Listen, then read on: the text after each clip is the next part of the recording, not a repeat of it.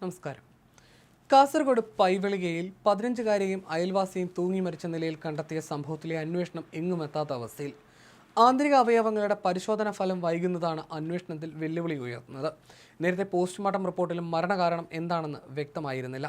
മൃതദേഹങ്ങൾ മമ്മിഫൈഡ് അവസ്ഥയിലായതാണ് അന്വേഷണ സംഘത്തിന് വെല്ലുവിളിയായി മാറിയത്. ഈ മാസം 9-നാണ് 15-കാരിയെയും 42-കാരനെയും പൈവിളികയിലെ വീടിന് സമീപത്ത് തൂങ്ങി മരിച്ച നിലയിൽ കണ്ടെത്തിയത്. 26 ദിവസത്തെ തെരച്ചിലിനൊടുവിലായിരുന്നു ജീർണിച്ച നിലയിൽ മൃതദേഹങ്ങൾ കണ്ടെത്തിയത്. ആത്മഹത്യയെന്നായിരുന്നു പോലീസിന്റെ പ്രാഥമിക നിഗമനം. മൃതദേഹങ്ങൾ ലഭിക്കുമ്പോൾ മമ്മിഫൈഡ് അവസ്ഥയിലായിരുന്നു. 45 കിലോ ഭാരമുണ്ടായിരുന്ന പെൺകുട്ടിയുടെ മൃതദേഹത്തിന്റെ ഭാരം 13 കിലോയിൽ താഴെയായിരുന്നു. സമാനമായിരുന്നു 42 വയസ്സുകാരൻ്റെയും അവസ്ഥ. ആന്തരിക അവയവങ്ങളെല്ലാം ചുരുങ്ങിപ്പോയതിനാൽ കൃത്യമായ ഫലം ലഭിക്കാനുള്ള സാധ്യതയും കുറവാണ്. പോസ്റ്റ്മോർട്ടത്തിൽ ആത്മഹത്യയുടെ സൂചനയാണ് ലഭിച്ചതെങ്കിലും അത് ഉറപ്പിക്കാൻ പോലീസ് സർജനോ അന്വേഷണ സംഘത്തിനോ സാധിച്ചിട്ടില്ല. ഒപ്പം മരണകാരണവും കണ്ടെത്തേണ്ടതുണ്ട്. അതിനായി ആന്തരിക അവയവങ്ങൾ പരിശോധനയ്ക്ക് അയച്ചിട്ടുണ്ട്. എന്നാൽ ഇതിന്റെ ഫലം ലഭിക്കാൻ വൈകുമെന്നതാണ് ലഭ്യമാകുന്ന വിവരം. നേരത്തെ കുട്ടിയുടെ അമ്മയുടെ ഹേബിയസ് കോർപ്പസ് ഹർജിക്ക് പിന്നാലെ കേസിൽ ഇടപെട്ട ഹൈക്കോടതി കൊലപാതകമാണോ എന്ന സംശയം മുന്നോട്ട് വച്ചിരുന്നു. 15-കാരിയുടെ മരണത്തിൽ പോലീസിനെ ഹൈക്കോടതി രൂക്ഷമായി വിമർശിക്കുകയും ചെയ്തിരുന്നു. ഒരു VIP-യുടെ മകളായിരുന്നെങ്കിൽ പോലീസ് അന്വേഷണം വൈകിപ്പിക്കുമായിരുന്നോ എന്നായിരുന്നു കോടതി ചോദിച്ചത്. കേസ് ഡയറിയുമായി ഹൈക്കോടതിയിൽ ഹാജരാകാൻ അന്വേഷണ ഉദ്യോഗസ്ഥൻ നിർദ്ദേശം നൽകുകയും ചെയ്തിരുന്നു. നിയമത്തിന് മുമ്പിൽ VVIPയും തെരുവിൽ താമസിക്കുന്നവരും തുല്യരാണെന്നും കോടതി ചൂണ്ടിക്കാട്ടി.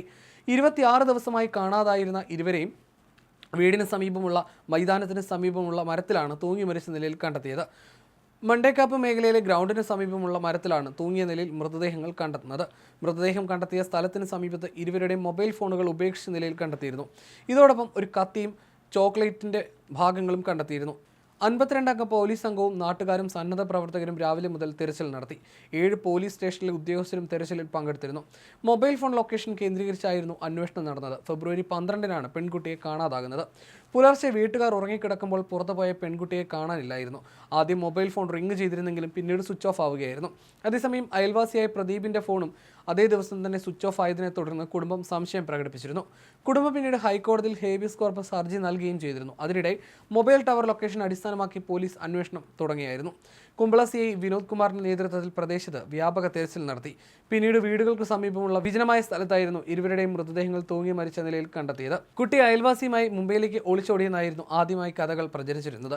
കുടുംബവും ബന്ധുക്കളും പറഞ്ഞതനുസരിച്ച് ഇരുവരും മുംബൈയിലേക്ക് ഉൾപ്പെടെ പോയി എന്ന ചർച്ചകൾ പോലീസും വിശ്വസിച്ചിരുന്നു. ഇവരുടെ ടവർ ലൊക്കേഷൻ കണ്ടുപിടിക്കുകയും ഡ്രോൺ പരിശോധന നടത്തുകയും ചെയ്തിരുന്നുവെങ്കിലും ആദ്യഘട്ടത്തിൽ ഒരു തുമ്പും പോലീസിന് കിട്ടിയിരുന്നില്ല.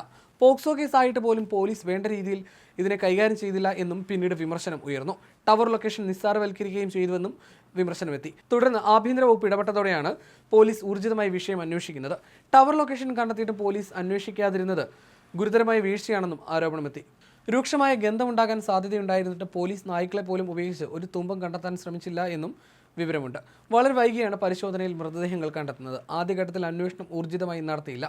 പെൺകുട്ടിയുടെയും അയൽവാസിയായ പ്രദീപിന്റെയും അവസാന മൊബൈൽ ടവർ ലൊക്കേഷൻ കാണിച്ച പ്രദേശത്തു നിന്ന് തന്നെയാണ് മൃതദേഹങ്ങൾ കണ്ടെത്തിയത്.